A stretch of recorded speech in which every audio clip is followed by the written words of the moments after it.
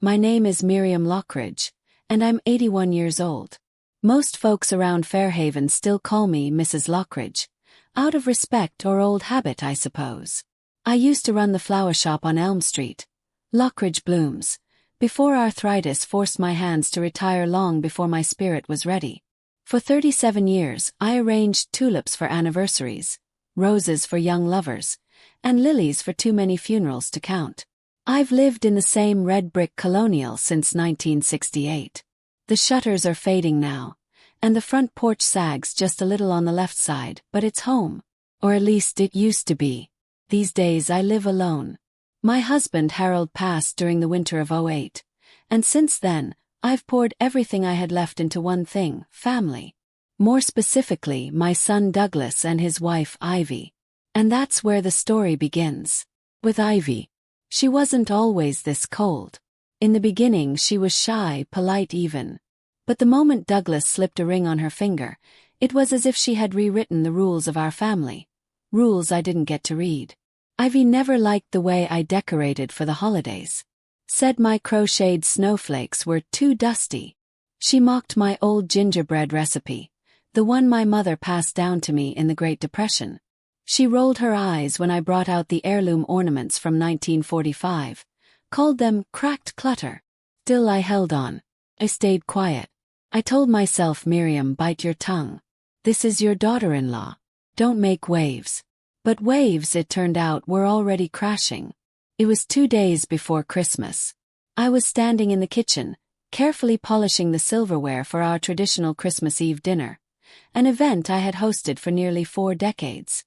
The roast was already marinating, the cranberry salad was chilling in the fridge, and I just wrapped a hand-knitted scarf for each of my 3 grandkids, stitched with love in their favorite colors. Then my landline rang. It was Douglas. His voice was tight, like he was bracing for something.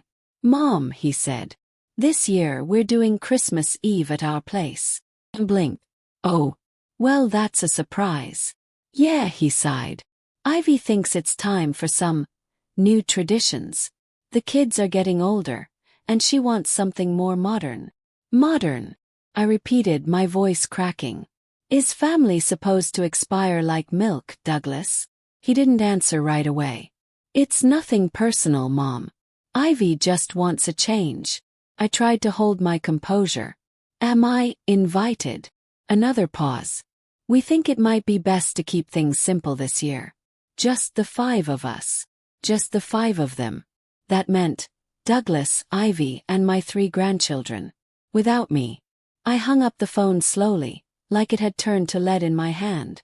I stood there in my apron, in a kitchen filled with food and memories, and felt something I hadn't in a very long time. Erased. That night, I sat in the living room with my knitting untouched, the fire slowly dying in the hearth. I stared at the family portraits above the mantel, ones they hadn't bothered to update in years. I was still there, smiling, holding baby Lila in a red blanket I'd crocheted myself. But to Ivy, I was now too much. Too traditional. Too clingy. Too unwanted. I replayed her words from last Thanksgiving. "You know, Miriam," she said with that sugar-coated venom, "the kids say your stories are too long. They're sweet, but maybe save them for bedtime." She called my memories bedtime tales. My traditions. Outdated. And my presents. Unwelcome.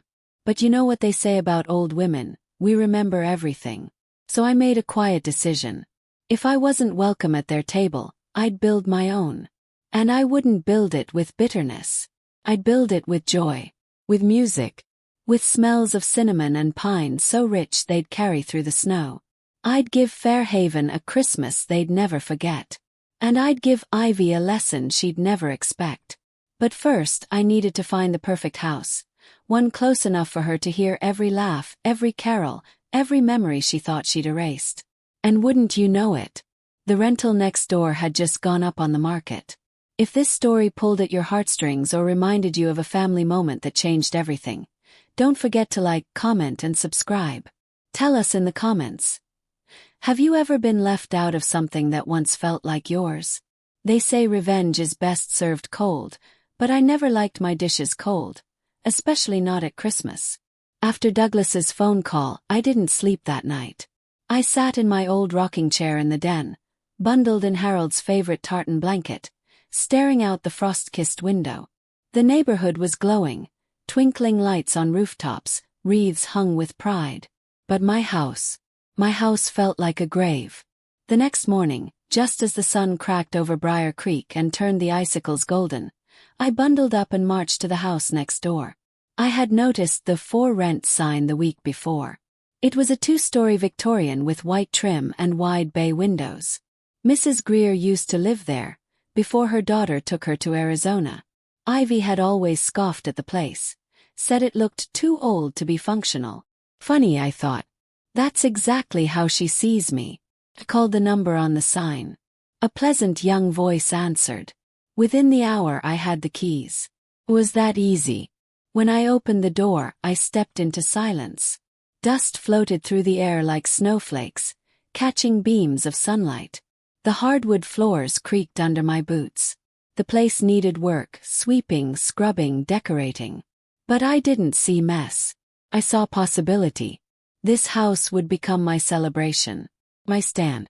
I went straight to planning. Over the next 2 days, I poured my soul into transforming the space. I hauled boxes of decorations down from my attic. I strung garlands, tied ribbons, hung the same ornaments Ivy said were tacky. I baked cookies from scratch. Molasses crinkles, almond crescents, gingerbread men with little red gumdrop buttons. I unpacked Harold's old phonograph and played Bing Crosby so loud the walls seemed to sing. I even dug out the painted porcelain nativity scene that used to sit on our family mantel, the one Ivy claimed clashed with her modern decor. And then I made a guest list. I didn't invite politicians or influencers. I invited people who mattered. My neighbors. My bridge club. The lady at the post office who always asked about my roses. I even invited the young couple from down the road who just moved in with a newborn. I knitted the baby a red hat with reindeer ears and left it in their mailbox with an invitation. I signed each card the same way. You're warmly invited to Miriam Lockridge's Christmas Eve open house, next door to the one that forgot its heart. I never mentioned Ivy. I didn't have to. By Christmas Eve the house was alive. The scent of cinnamon, pine, and baked sugar wrapped the rooms like a blanket. Laughter echoed off the walls. Neighbors clinked cider mugs and told stories around the fireplace.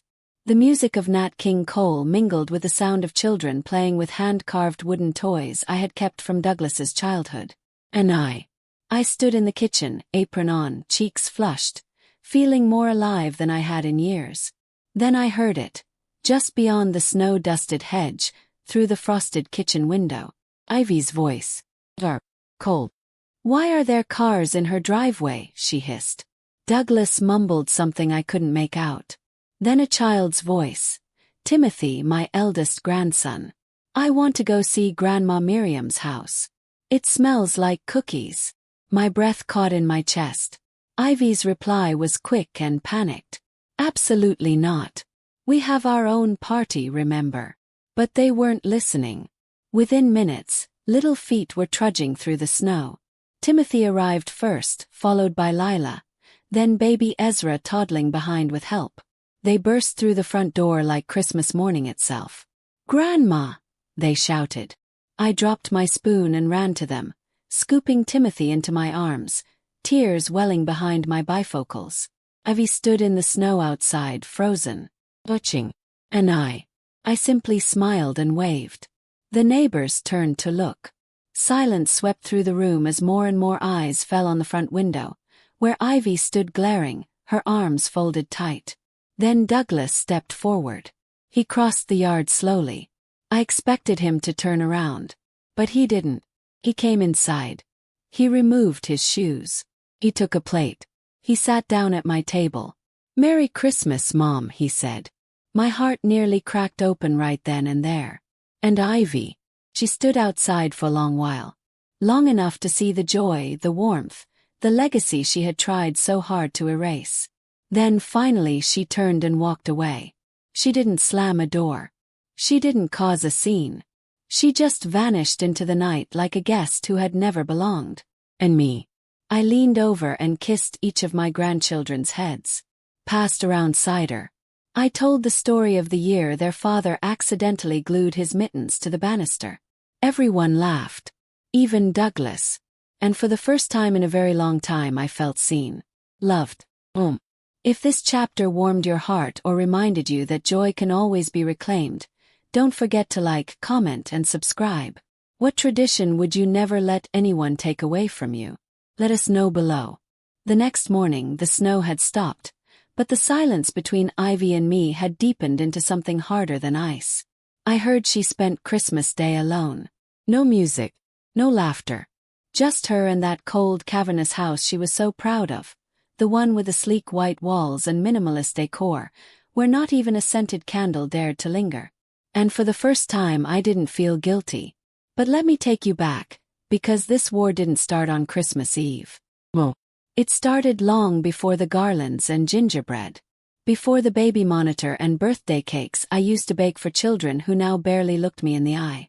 It started the day Ivy married my son, and the house began to feel less like home. I remember their wedding vividly. Douglas stood tall in his navy suit. His tie crooked because he still didn't know how to tie one properly. Harold used to tie it for him. But Harold was gone by then, God rest his soul. Ivy was beautiful, yes. She wore lace and diamonds, and she smiled for every photo like a woman who had already claimed the future. But there was something behind her smile, a sharpness like the edge of a blade hidden beneath satin glove. After the reception, Douglas pulled me aside. She wants us to start fresh, he said. Move into the city. Something new. I blinked trying to process it. What about this house? Yes. Your father built it with his hands. She says it's too nostalgic. She wants a clean slate. That was the first blow. They moved out 2 months later, leaving the house hollow. Ivy never liked visiting after that. Too many old things, she said. Too many dusty memories. Still, I was patient. I offered to babysit. I brought over casseroles. I tried to bond. But Ivy always kept me at arm's length. She smiled in front of Douglas, but behind his back she'd roll her eyes. Cut my sentences short. Change the subject when I brought up traditions or old family stories. One Christmas, I brought over Harold's old wooden train set for Timothy. He doesn't need clutter, Ivy snapped. We have plenty of new toys. That night I found the train in the trash. I tried to talk to Douglas about it, but he always looked tired. Just let her lead, Mom, he'd say. She means well. But meaning well soon turned into excluding me from school functions, birthday parties, even Sunday dinners. My chair at the table, once centered between Douglas and Timothy, was pushed to the side, then removed altogether. The final blow came last year. I was crocheting a blanket for Lila's birthday. Lavender, her favorite color. I worked on it for months. But when I brought it over, Ivy didn't even unwrap it. She just smiled tightly and said, "Oh, we already got her something better." Later I found it stuffed in the back of their garage behind an old stroller. That night, I sat on my porch with a cup of tea that had long gone cold. I watched the lights in their windows flicker like ghosts of something I used to belong to. And then I made a decision. If Ivy wanted to erase me from her world, I wouldn't stop her. But I wouldn't beg to stay either. Instead, I started reclaiming the things that mattered. I tended the garden again, dug my fingers into the soil and whispered Harold's name like a prayer. I wrote letters to old friends. I took a quilting class at the senior center and laughed more than I had in years. And when I heard Ivy had been telling people I was just the help, that all I ever did was babysit and meddle, I didn't cry. I remembered the diapers, the sleepless nights, the lullabies I sang while she was out at galas and book clubs. I remembered how I sat beside Timothy's hospital bed when he had pneumonia, and how I taught Lila to read when Ivy said she was too busy. I was not just the help. I was the glue. And if Ivy thought she could rewrite the story of our family without me, she was wrong. Which brings us back to Christmas. Because on that night, when Douglas sat at my table again, and the children laughed in my living room, I realized something. I didn't have to fight for a seat at Ivy's table. Could build my own.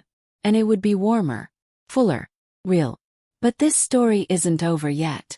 Because when the town saw my open house, when they saw the joy, the food, the love, they started to talk. And when Ivy found out what they were saying, well, she decided she wasn't done with me yet. And that's when things started to get messy. If you've ever had to choose peace over pride or love over tradition, drop a comment below and tell us your story. Like, share, and subscribe so you don't miss any moment. Started with a knock on the door. 3 days after Christmas, while the pine needles still clung to my socks and the smell of cinnamon lingered in the walls, I opened the door to find Ivy standing on my porch. She wore red lipstick and a camel-colored coat that probably cost more than my whole holiday dinner. In her hand, a gift bag. Not wrapped with love. Wrapped with calculation. Her eyes scanned me head to toe, like I was a project she needed to assess before stepping into her next big renovation. "Happy holidays," she said, her voice an octave higher than normal. "Ivy." I nodded, blocking the door with my body. "Did you forget which house you live in?" Her smile twitched. "I thought I'd stop by to clear the air. There's been a lot of chatter." I leaned on the doorframe, letting her stew in the silence. "People tend to talk when they see joy where they least expect it." She forced a chuckle. "Yes, well, the kids said you had quite the turnout." "They did," I said. "They stayed for hours. Timothy helped me hang lights. Lila helped me bake pies. Douglas even carved the ham, just like his father used to." Ivy's face flickered, her control slipping just enough to expose the crack beneath. "That's exactly why I wanted to talk," she said. I think we should try to mend things. For the sake of the family." I raised an eyebrow. "Family?" "Yes." She held out the gift bag like it was a peace treaty. "I've been reflecting. Maybe I was too harsh. I let stress get the best of me. Holidays are overwhelming. You understand." I took the bag and peeked inside. A scented candle and a mug that said, "World's Best Grandma." I nearly laughed. "That's rich," I said. "You spent the last 5 years acting like I was your unpaid nanny and an inconvenient echo from Douglas' past. You stripped my photos from your walls. You told people I was just the help. And now that your children chose my table over yours, you come bearing candles and clichés." Her eyes darted, checking if any neighbors were watching. "I didn't mean to hurt you, Agnes." There it was. Name. Used like a blade, sharp, practiced, controlled. "You didn't have to mean it," I replied. "You just had to believe it. And you did." She folded her arms, dropping the pretense. "Look, I'm not here to beg. I just think we both want what's best for the kids." I stepped closer, lowering my voice. "No, Ivy. You want control. But what you don't understand is that love can't be managed like a PTA committee. It's earned. It's stitched in lullabies and sick nights and quiet sacrifices. You think hosting one dinner can undo a decade of dismissal." She bit her lip. "You erased me," I whispered. "But I never left. I was the one they ran to when your words stung too hard. I was the one who showed up when you forgot school pickup. I was the one who remembered every allergy, every favorite story, every childhood fear. You may have married into this family, but I built it." Her face flushed with something that looked like shame, but might have just been anger. "I hope you enjoyed your little stunt," she said through clenched teeth. "It won't happen again." "I didn't do it to spite you," I said. "I did it to remind myself that I still mattered. That I wasn't just furniture in the background of your curated life. And guess what? It worked." She stepped back, defeated but not done. "I'll see you at Timothy's birthday," she said. "You might," I said, "if he invites you." The door shut gently but firmly between us. That night, I sat by the fire and thought about everything I'd tolerated in silence. How many small humiliations I'd excused for the sake of family. But silence, I realized, is a slow erasure. And Ivy had almost wiped me clean from the canvas of my own legacy. Not anymore. I wasn't going to fight dirty. But I was going to fight smart. And it started with a letter. A letter I'd kept in my desk drawer for years. One Harold wrote me before he passed. A letter about the trust fund he'd set up for the grandchildren. A fund Ivy had no idea existed. A fund I still managed. The next morning I made an appointment with a family lawyer. And what came from that meeting? Well, let's just say it changed everything. If you've ever been underestimated, erased, or pushed aside, tell us in the comments how you found your voice again. And if you're ready to see Ivy's world unravel, don't forget to like, comment, and subscribe. I stood outside the law office of Gerald Franklin, feeling the chill bite through my coat. The town hadn't changed much in 50 years. Same courthouse clock, same rusty newspaper box, same geraniums in the cracked pots outside City Hall. But me had changed. Because this time, I wasn't walking into that building as a forgotten grandmother begging to be seen. I was walking in as the legal guardian of a secret that could turn Ivy's carefully curated world upside down. "Agnes Whitmore," I said when I stepped up to the receptionist's desk. "Here to see Mr. Franklin. He's expecting me."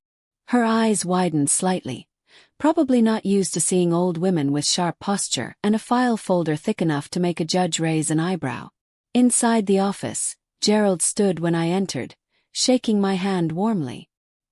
He looked like he always had, bushy eyebrows, a bow tie, and a voice that made you feel like everything was going to be okay, even when it wasn't. "Agnes," he said, offering me a seat. "It's been too long. I'm sorry about Harold. He was a good man." "Yes, he was," I said, setting the folder on the desk. "And he left behind more than memories." I opened the folder. Inside were copies of the trust documents Harold and I had drawn up quietly before his passing. Money set aside for each of our grandchildren. College funds, down payments for first homes, all of it tied to certain milestones and conditions. "Harold always believed in protecting legacy," I said. "But he also believed in intention. This money isn't just to make their lives easier, it's to teach them something." Gerald nodded. "And you want to activate the disbursements now?" "Not yet," I said. "First, I want the children to know what's possible when love is honored, and what's lost when it isn't." He tilted his head. "You're making a point." "No," I said gently. "I'm making a promise." I left the office with a renewed steadiness in my step. The legal side was secure. Now it was time to shift the emotional weight. That afternoon I penned a letter to each grandchild, Timothy, Lila, and baby Douglas, though his would be saved until he was older.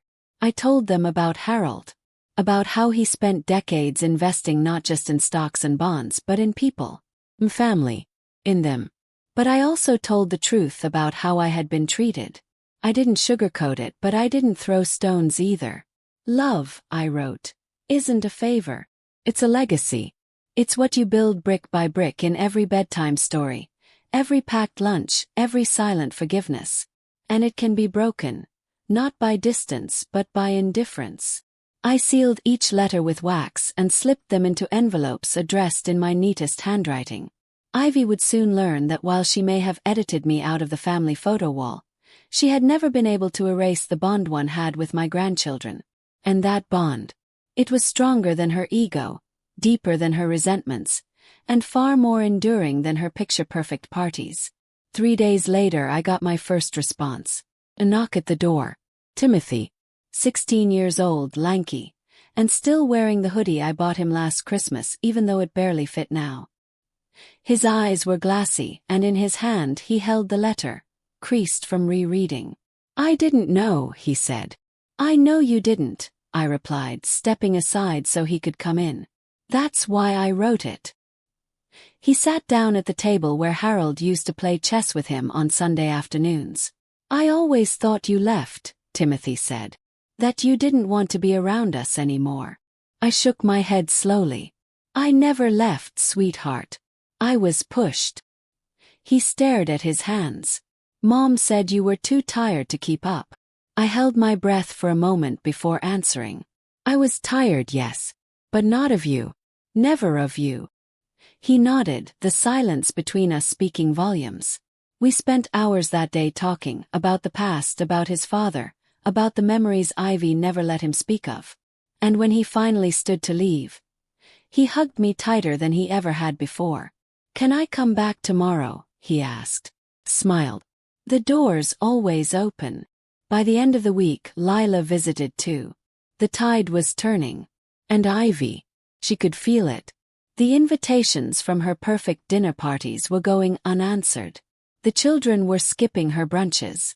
Her house, once buzzing with forced cheer, had grown quiet. I heard from mutual friends that she'd started asking questions. Why weren't they coming around? Why did they seem distant? Why did they suddenly want to spend all their time with a woman she'd written off as obsolete? She'd learn the answer soon. Because the final piece of this redemption wasn't just personal. It was public. And the town's biggest charity event, the Founders' Day Gala, was only a week away. An event Ivy chaired every year. And one where I, for the first time in a decade, had just been invited to speak. Have you ever found yourself erased by someone you loved, and came back stronger? Share your comeback in the comments.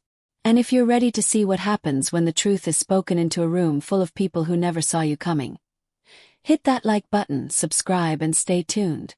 The ballroom at the Fairmont Country Club hadn't changed in 30 years. Same golden chandeliers casting their warm, self-important glow. Same cream-colored curtains pulled back to reveal a frozen golf course. Same thin champagne, same polite smiles, and same desperate attempts at being seen. But this time, the woman walking through those grand double doors wasn't someone's forgotten grandmother. It was me, Agnes Whitmore, 78 years old, standing straighter than I had in years, dressed in Harold's favorite navy shawl, with a speech folded inside my purse like a secret too long kept. Ivy was standing at the podium when I arrived, hair pinned to perfection, eyes scanning the crowd like a queen surveying her court. She wore pearls. Always did at events like this. They made her feel timeless, important. She hadn't seen me yet, but she would. I took a seat in the back, waiting quietly, watching her voice tremble ever so slightly as she introduced the evening's honorees. Local volunteers, business sponsors, a visiting city councilman with ambitions too big for his tiny shoes. When she reached the end of her list, her smile froze. "Lastly," Ivy said, blinking as if someone had slipped something sour into her flute, "I've been informed that our next speaker is Agnes Whitmore." The room murmured. Some turned. Most hadn't heard my name in years. I stood slowly and deliberately, every eye tracing my steps as I walked to the podium, taking my time, letting the silence stretch long and taut. I looked out at the crowd and saw familiar faces, neighbors who hadn't asked where I went, friends who'd stopped calling when Ivy took over the calendar, church ladies who whispered more than they prayed. But I didn't come to shame them. I came to wake them up. "Good evening," I began, my voice steady. "Most of you know me. Or at least you used to." A ripple of uncomfortable laughter. I was the woman who organized the Easter egg hunts for 20 years, who ran the library bake sale, who rocked her granddaughter to sleep while her daughter-in-law got her nails done, who gave up her own retirement to raise 3 children who weren't mine, not by birth, but by love. I paused, letting the weight of my words settle. Love, you see, was always my currency, my investment, and for a while it paid off until it didn't. I glanced toward Ivy. Her jaw clenched, fingers white on her wine glass. "There came a time," I continued, "when I became inconvenient, too slow, too sentimental, too full of stories. So I was quietly set aside, erased from the photo wall, excluded from holidays, labeled just the help in a house I helped build." People began shifting in their chairs now. Whispers. "But let me tell you something," I said, leaning in. "You can call someone irrelevant. You can ignore their calls. You can even crop them out of your pictures, but you cannot erase what they planted in a child's heart." I reached into my purse and unfolded a small letter. "This is from my grandson, Douglas. He's 8. He wrote this to me last week after we made sugar cookies together." I read, voice trembling just slightly now. "Dear Granny AG, thank you for telling me stories. I like the one about the horse in the snow. I love your hugs. You are better than a robot babysitter and you smell like cinnamon. Don't go away again. Love, Doug. The room was silent. Completely, utterly still. I folded the letter back up, placed it gently in my pocket, and looked at Ivy. You see, love leaves fingerprints, I said softly. Even when you try to scrub them off. I stepped away from the podium. People began to applaud, awkwardly at first, then with rising energy. Some stood, some cried. And Ivy. She didn't clap. She stood there, frozen, her carefully constructed facade beginning to crack, right there under the chandelier. I didn't need to gloat. I didn't need to raise my voice. My presence alone had spoken volumes. After the gala, I walked back out into the cold air, breath visible like ghost words. Timothy met me on the sidewalk, coat unzipped, eyes lit up. Granny, he said, grinning. You just wrecked that room. Smiled. Did I? Like a boss, he whispered. Lila filmed it. It's already on TikTok. I laughed genuinely for the first time in months. Come on, I said. Let's go home. I've got cookies in the oven. That night my phone buzzed nonstop.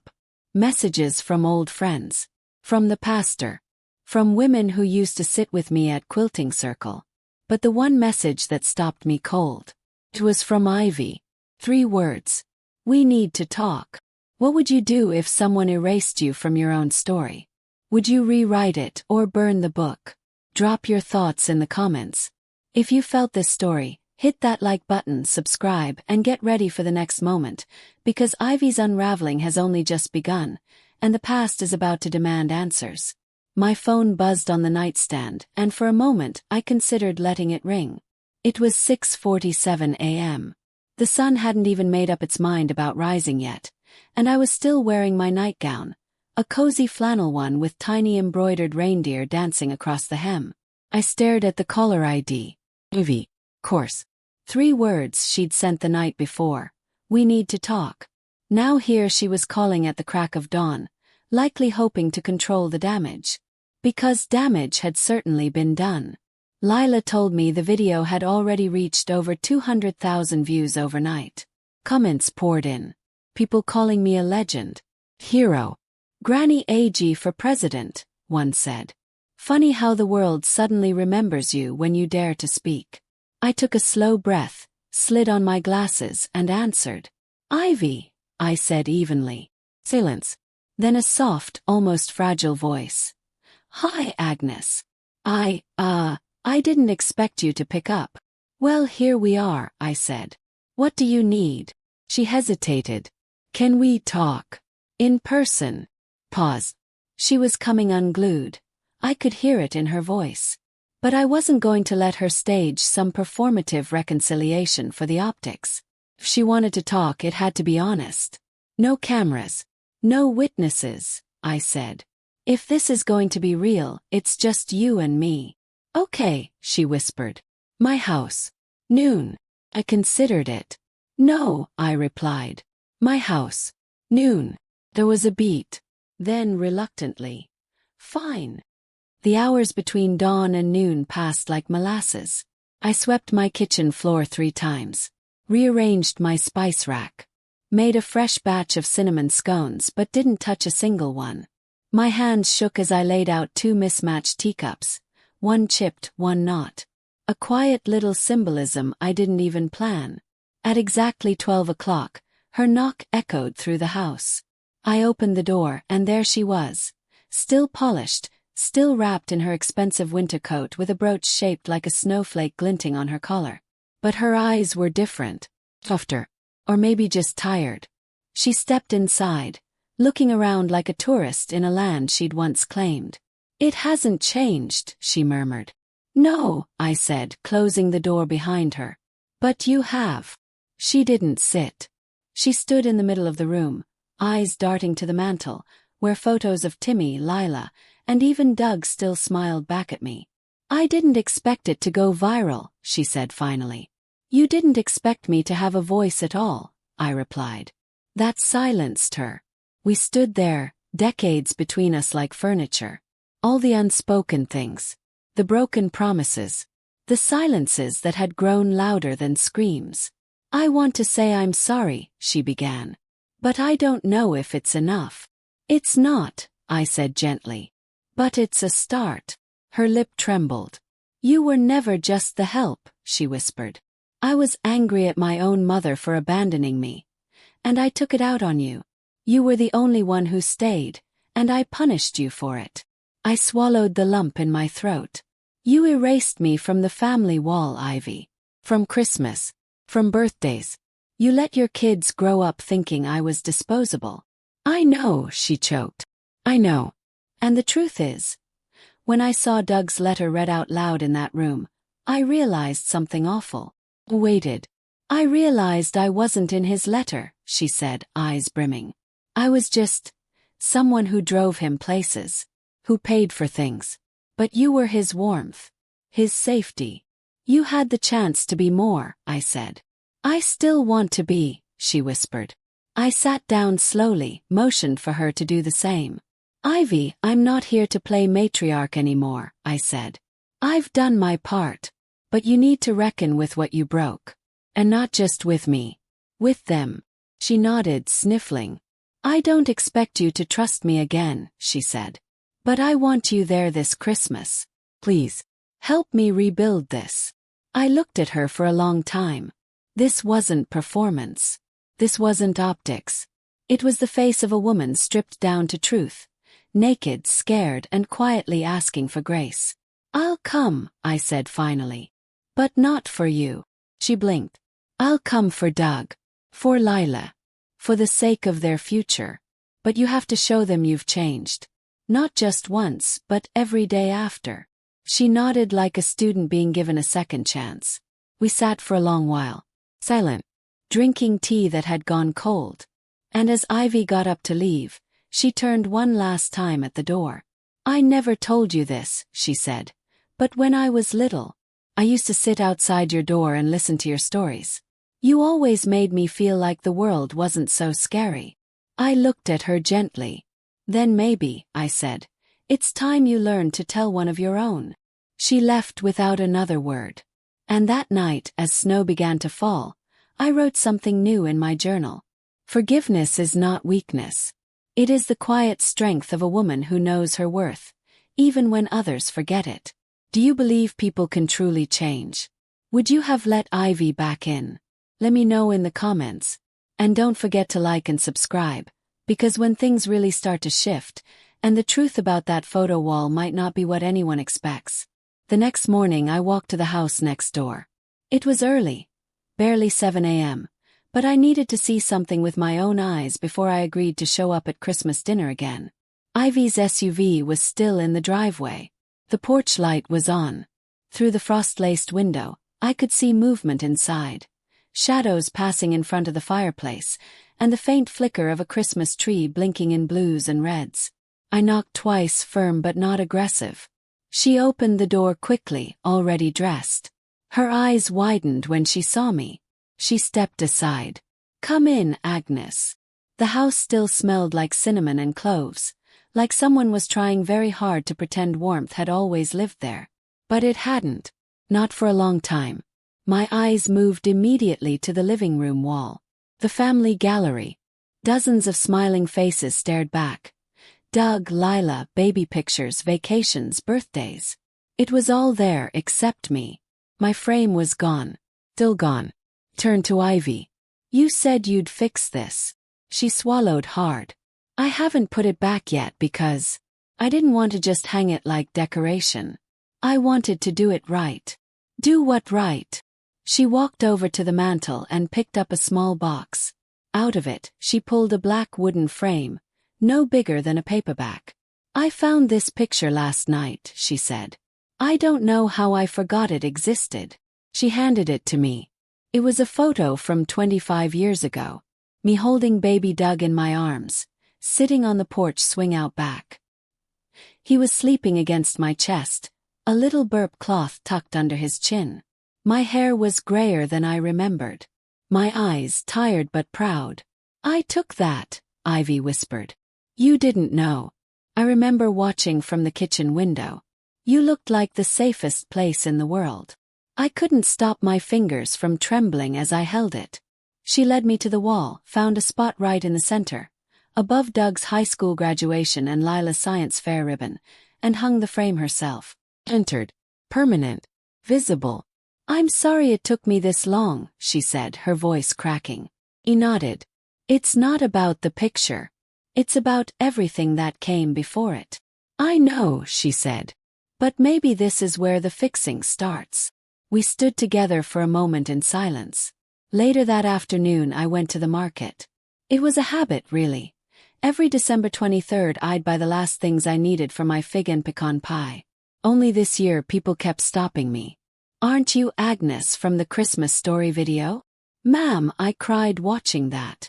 "I showed it to my kids. We made cinnamon rolls in your honor." They knew my name now. Not as the help. Not as the old lady who lives next door. But as Agnes Copeland, the woman who kept the family together even when the family forgot her. And then came the most unexpected part. He was waiting outside my front porch when I got home, scarf wrapped around his neck, holding 2 coffees in hand. "I hope you still take cream and 2 sugars," he said, sheepish. And blinked. "How did you?" "I remember," he said. "I remember a lot, Grandma." I didn't answer. I opened the door and let him follow me in. We sat in the same spot we always had when he was little, by the fireplace where we used to read The Polar Express every Christmas Eve. "Ivy told me what she said," he murmured. "What she didn't say. About you." "I know," I said. "And I want to say this. I see it now. Everything you did. All of it."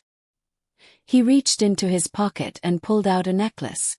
A small charm shaped like a tree, with tiny initials engraved on the branches. "This is for you," he said. "The roots are mine and Lila's. The top is yours." It wasn't flashy or expensive, but it might as well have been carved from gold. He leaned in and hugged me tight the way children hug when they mean it. "I'm sorry I didn't stand up for you sooner." Closed my eyes. "You're standing now," I whispered. Christmas Eve arrived like a whispered apology. Ivy's house was decorated top to bottom. Twinkling garlands, fresh pine garlands, even the old ceramic reindeer I had gifted her years ago. She brought them out again. Not for display. For remembrance. The table was long and full. Roast turkey, glazed carrots, my famous fig and pecan pie front and center. Ivy stood nervously at the head of the table. Then she cleared her throat. "Before we eat, I just want to say something," she began. "This table used to be where my mother sat. She taught me what love looked like, what resilience was. I didn't always honor that. But I'm trying now." She turned to me. "This year we eat together again because of her." The room was silent. Everyone turned to me. And for the first time in years, I didn't feel like a guest in a home I used to call mine. Felt whole. What would you have done in Ivy's shoes? Could you forgive someone who erased your place at the table? Let me know in the comments and be sure to like and subscribe. The day after Christmas, something happened I hadn't seen coming, not even with all my quiet thinking and years of observing. Ivy knocked on my door again. Only this time she wasn't holding a pie or bringing a photo frame. She was holding a thick folder. "May I come in?" she asked. She didn't wait for my answer. She stepped in like she used to, like she remembered how this house smelled in spring and where I kept the cinnamon spoons in the drawer. "I've been working on something," she said, placing the folder on my table. "And I want you to be a part of it." I opened the folder. At first, I didn't understand what I was looking at. Blueprints. Indeed. Then I saw the name. Agnes Copeland Family Foundation. My fingers hovered over the page, stunned. "What is this?" She sat across from me, her voice softer now, steadier than it had been in weeks. "A community kitchen. A reading room. A space for older women who feel forgotten. We're going to build it, on the plot behind the church." She looked down shy. "I already submitted the permit. I'm using the money from my old business, the one I built by ignoring your advice, your warmth, your heart." My throat tightened. "You're naming it after me." She nodded. "You raised me. You raised my children. And I almost let that legacy die. Tears stung my eyes before I could stop them. This wasn't a Christmas gift.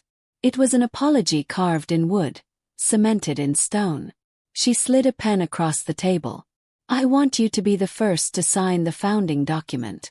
Your name goes first. My hands trembled as I picked it up. But just as I pressed the pen to paper, the door burst open. It was Lila, red-faced, out of breath, holding her phone in her hand. "Grandma," she panted. "You're not going to believe this. Your video, the Christmas dinner, the cinnamon roll thing, it's gone viral. Like millions of views." "What video?" I blinked. "The one I recorded at dinner. I posted a clip on TikTok. Your speech about tradition and love and not needing a fancy house to make a home. People are calling you the Christmas grandma. You're trending everywhere." Ivy chuckled, rubbing her forehead. "Of course you are." I shook my head, still stunned. "I don't even know what TikTok is." "You're famous," Lila grinned. "But not for being forgotten. For being unforgettable." That night, I sat by the window with a warm cup of cider in hand. Snow fell quietly, dressing the yard in silver. Doug called from Seattle. He'd seen the video too. So had his friends, his colleagues. Everyone, it seemed, had. But it wasn't the fame that touched me. It was that my story had reached someone, maybe someone like me. Someone waiting quietly for a seat at a table they helped build. As the fireplace crackled behind me, Ivy joined me in the living room. She had an old scrapbook in her lap. "I found this in your attic," she said. "It's full of your recipes. I thought maybe we could cook together again." I laughed. "Only if you agree to follow the recipe this time." We both smiled. The next week, the town council approved the foundation plan. A local news anchor came to interview me. She asked, "Agnes, what kept you going through all the silence and erasure?" "Thought about it. Knowing that love," I said slowly, "isn't loud. It's patient. It waits quietly in the corners, in memories, in smells like cinnamon and cloves. But eventually it comes back." Ivy wasn't perfect. Neither was I. But she had begun to understand. And I had learned that sometimes the best revenge isn't revenge at all. It's living beautifully. Living fully. And when the ones who forgot you finally look your way again, they see not a ghost but a force. Matriarch. A woman who never stopped loving, even when she wasn't loved back. And that's power. I stood at the front gate of the new Agnes Copeland Family Foundation, a soft wind tugging at the edges of my coat. It was early spring now. The ground was no longer frozen, and the tulips in my garden, yes, I'd planted them again, had started to peek through with stubborn joy. Behind me, the new building gleamed in morning light. Not grand or fancy. Just right. White bricks. Wraparound porch. A kitchen big enough for 12 hands to knead dough at once. A small reading room with bookshelves taller than my grandson. A plaque at the front, engraved in simple script. "To the women who kept things warm when the world turned cold." I could hardly believe it was real. Not because we had the funding. Not because people showed up. But because I showed up for myself finally. The ribbon-cutting ceremony was modest. Just how I wanted it. No overblown speeches, no camera crews. Though Lila had her phone out and I knew TikTok would see it before dinner. Ivy stood beside me, her daughter on her hip. Her eyes softer than I'd seen them in years. She handed me the scissors, kissed my cheek and whispered, "You built this long before I had the sense to help." I pressed her hand and nodded. There was still a long way to go between us. But bridges don't build overnight. They grow with weight and will. And we were finally both stepping forward. Cut the ribbon. The small crowd cheered. Some of them were women I'd shared pies with over the years. Others were strangers who'd followed my Christmas story online and driven hours just to meet me. Funny, isn't it? How silence can make you invisible for years, until one moment turns the world's eyes in your direction. And this time I wasn't blinking. After the crowd dispersed, I walked into the kitchen and saw a young girl, maybe 17, washing her hands, nervously eyeing a recipe card. "Need help?" asked gently. She smiled. I've never made bread before. I don't even know what proofing means. Chuckled. Well, proof is something we give the world when it forgets who we are. Come on, I'll show you. We rolled dough side by side, her hands timid at first, then more confident. I told her about the time I'd baked 40 loaves during a snowstorm, just to keep my children fed for a week. Her eyes widened. How did you do all that on your own? She asked. I looked at the flour on my palms and said, because no one else did it for me. She was quiet after that, but she stayed. That night, back at my own little home, I poured myself a mug of chamomile tea and sat in the rocking chair near the fireplace. Ivy had hung a new photo on the wall, me, Lila, and baby Marin, taken during the ribbon cutting. I smiled at it. I used to dream about being seen again, being respected. But what I'd truly wanted was to matter. And not just for what I'd done, but for who I still was. The phone rang. It was Lila. Grandma, she whispered. I have a confession. Go on, I smiled. I only came to your Christmas dinner to steal your cookie recipe. I laughed. But then, saw you. Really saw you. And I've never wanted to be more like someone in my life. Tears welled in my eyes. I love you, Lila. I know. And I'm going to make sure the whole world knows who you are too. She hung up before I could say anything else. But that was okay. Sometimes the most powerful things in life don't come with big declarations. They come with quiet truth. So this is where my story ends, for now. Not with revenge, but with a reminder. Never let anyone tell you your stories are too old to matter. That your traditions are dusty. That your kindness is weakness. Or that your silence is acceptance. Because one day you'll stand tall again, maybe not with noise but with presence. And the ones who erased you, they'll be forced to look at the space you left behind and realize it was never empty. It was sacred. And it was never theirs to claim.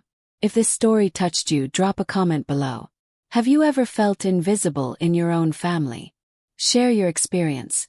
And don't forget to like, subscribe, and join us next week for another story where truth breaks chains and strength looks like a soft-spoken grandma with a backbone of steel.